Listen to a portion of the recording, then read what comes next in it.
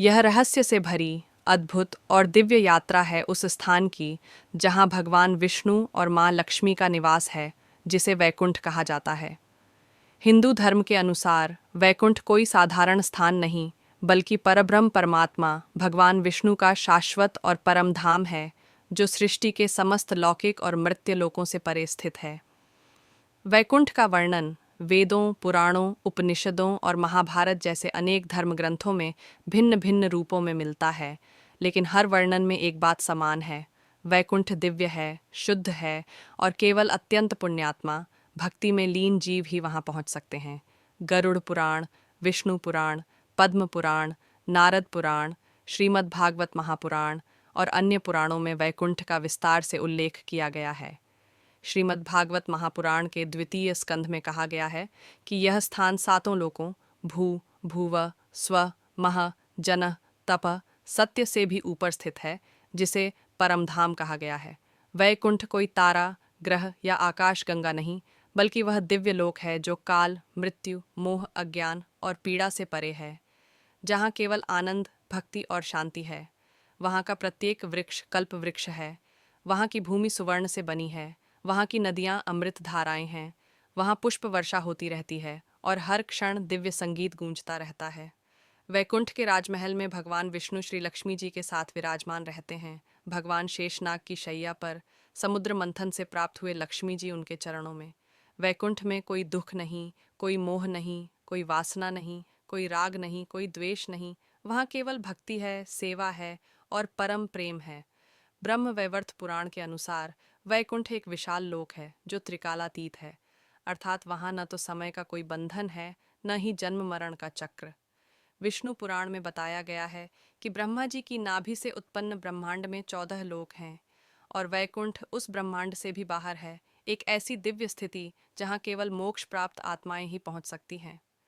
गरुड़ पुराण के अनुसार मृत्यु के बाद जिन भक्तों ने भगवान विष्णु का निरंतर स्मरण किया, जिन्होंने जीवन भर सच्चे कर्म किए और जिनके मन में भक्ति, श्रद्धा और सेवा का भाव था, उन्हें यमदूत नहीं, स्वयं विष्णुदूत लेने आते हैं और दिव्य विमान पर बैठाकर उन्हें वैकुंठ ले जाते हैं।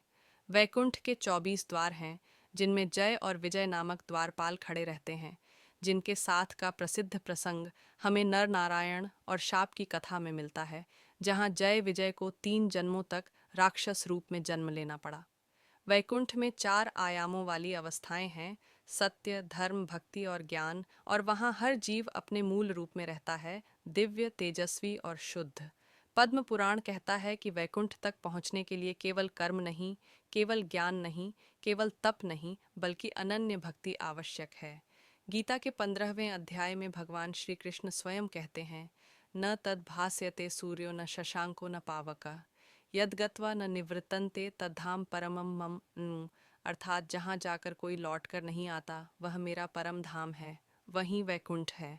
नारायण उपनिषद और महाउपनिषद में कहा गया है कि वैकुंठ का वास्तविक मार्ग हरि नाम संकीर्तन से खुलता है, जब जीव सच्चे मन से एयुएम नमो नारायणाय या हरे राम हरे कृष्ण जैसे मंत्रों का जाप करता है और भगवान की सेवा में अपने को अर्पित कर देता है।